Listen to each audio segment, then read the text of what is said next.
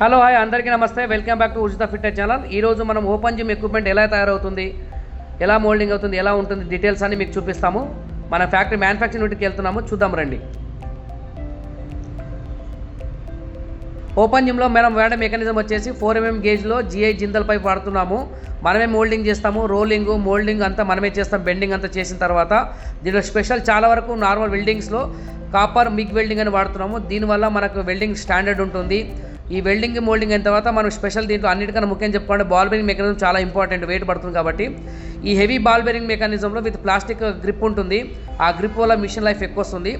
ఈ moulding welding grip bearing తర్వాత మనం స్పెషల్లీ పౌడర్ కోటింగ్ వెళ్తుంది. 90 మైక్రోన్స్ పౌడర్ కోటింగ్ వల్ల మనకు లైఫ్ ఎక్కువ ఉంటుంది. అవుట్డోర్లో ఎంత పెట్టినా పాడవదు. దీని తర్వాత మనం ఇక్కడే ఫిట్టింగ్ చేస్తాము, చెక్ చేస్తాము.